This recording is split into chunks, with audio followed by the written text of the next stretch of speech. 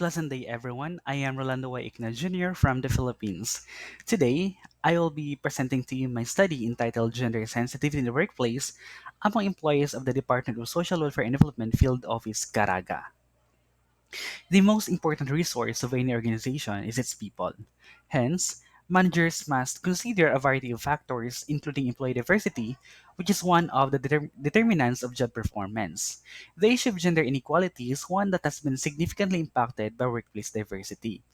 In the World Economic Forum's 2022 Global Gender Gap Index report, the Philippines received a score of 0.783 and was ranked 19th out of 146 nations, which was a little lower than 0.784 in 2021 when the Philippines was ranked 17th out of 156 nations.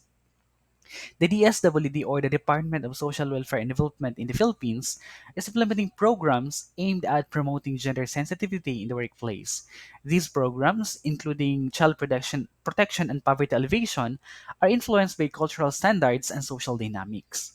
Thus, the study assessed the gender sensitivity among employees at the Crisis Intervention Section, Department of Social Welfare and Development Field Office Caraga, and verified their awareness of gender mainstreaming measures.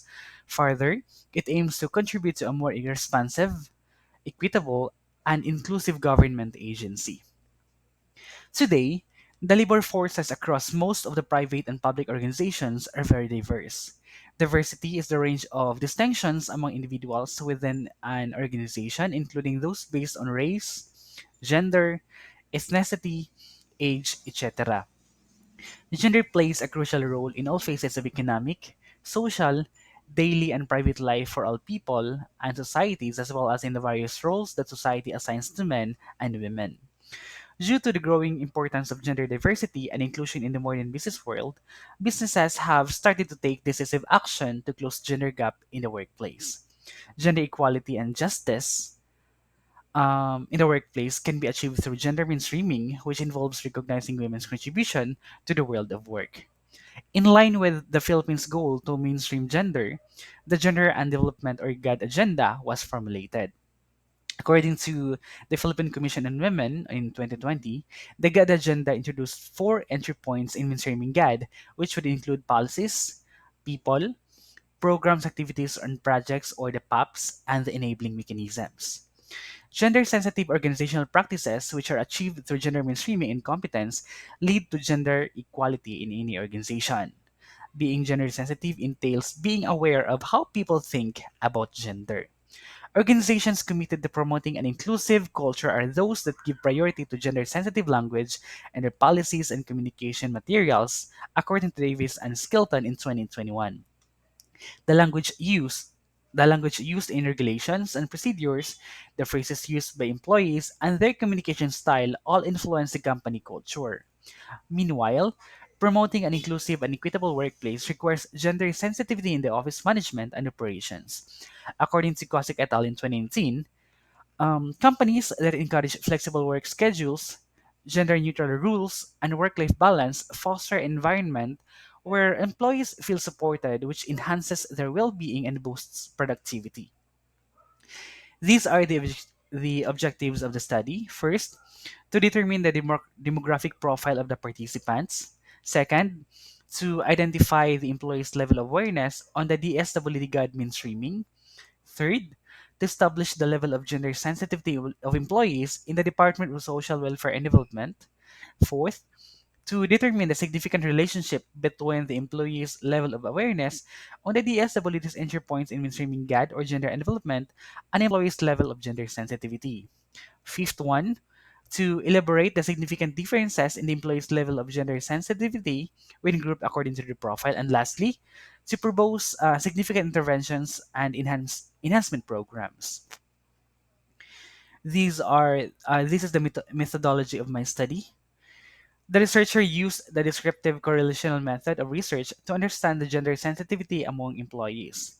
These are the employees from the Department of Social Welfare and Development Field Office Caraga's Crisis Intervention Section, Protective Services Division, and satellite offices in the provinces of Agusan del Sur, Surigao del Sur, Surigao del Norte, and Dinagat Islands.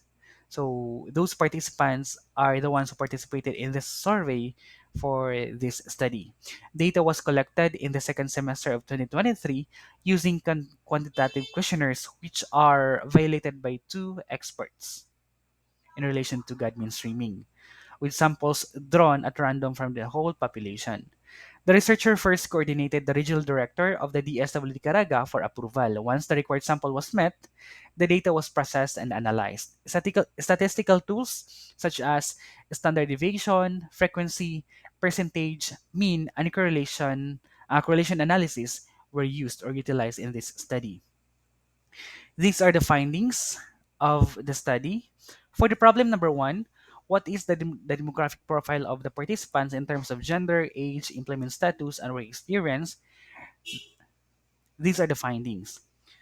First, female employees dominate the male employees with a frequency of 115 and a percentage of 70.6%. Majority of the employees have an age ranging from 25 to 30 years old, which have a frequency of 124 and a percentage of 76.07%. In addition, large number of employees are occupying contract of service positions with a frequency of 130 and a percentage of 79.80%. Moreover, most of the employees have a work experience of 1 year to less than 3 years, which has a frequency of 62 and average of 38.3%. For the problem number two, what is the employee's level of awareness on the DSWD government streaming in terms of policies, programs, PAPs, and enabling mechanisms? These are the findings. It was found out that the awareness of the respondents in terms of policies were interpreted as very high, with an overall weighted mean of 3.37. The awareness of the respondents in terms of people were interpreted as very high as well, with an overall weighted mean of 3.38. Also, the awareness of respondents in terms of enabling mechanisms were interpreted as very high, with an overall weighted mean of 3.31. Furthermore, the awareness of the respondents in terms of programs, activities, projects, or PAPs were interpreted as very high as well, with an overall weighted mean of 3.34. For the problem number three, what is the level of gender sensitivity of the employees in the Department of Social Welfare and Development in terms of first, use of language, and second, office activities or management? According to the findings, it was revealed that the level of gender sensitivity of the respondents in terms of language use were interpreted as very high, with an overall weighted mean of 3.26. Subsequently, the respondents' level of gender sensitivity in terms of office activities or management were interpreted as very high as well, with an overall weighted mean of 3.67. For the problem number four, is there a significant relationship between the employee's level of awareness on the DSWD's entry points in mainstreaming GAD and the employee's level of gender sensitivity? As emphasized on the results, there is a significant correlation between gender sensitivity and employees' awareness on the SWS entry points in GAD mainstreaming. The p-values are less than 0.05, suggesting a moderate to high positive connection, suggesting that gender sensitivity likely improves with awareness. For the problem number five, are there significant differences in the employee's level of gender sensitivity when grouped according to their profile? The study revealed that age, employment status, and work experience significantly influence employees' awareness and gender sensitivity, but no significant difference was found based on sex, provided that its p-value is 0.089, which is higher than the zero point zero 0.05 significance level. For the problem number six, on the basis of the findings of the study, what intervention or enhancement program may be proposed? With the findings of the study, it is to propose programs that values inclusivity. It is to propose programs or interventions that will create a work environment that values inclusivity and gender equality. These would include comprehensive gender sensitive training programs, examining and improving current organizational policies, strengthening gender mainstreaming initiatives, creating a targeted communication initiative, and conducting continuous monitoring and evaluation. Based on the findings derived from the study, the following conclusions were drawn. First, the DSWD's crisis intervention section workforce is primarily made up of women under a contract of service, which emphasizes the necessity of focusing on a particular workforce sector. Second, employees have varying knowledge and compliance with gender mainstreaming initiatives. While some showed a superficial knowledge with gender mainstreaming, others were actively involved in it. This emphasizes how crucial it is to maintain a consistent awareness efforts and strengthen organizational commitment to gender mainstreaming. Majority of the crisis intervention section employees demonstrated a great degree of gender sensitivity, while others needed improvement. It emphasizes the necessity of targeted interventions to deal with particular challenges that the staff members were facing.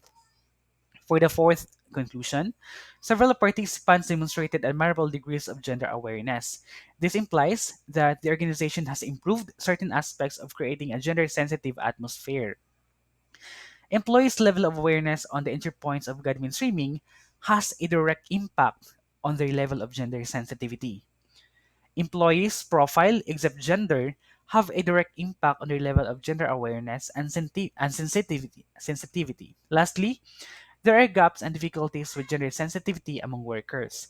These disparities may result from a lack of regular awareness, poor instruction, or a lack of awareness of gender mainstreaming. Comprehending these obstacles is essential to developing focused and inclusive solutions. That ends my presentation. Thank you so much, everyone, for listening. God bless.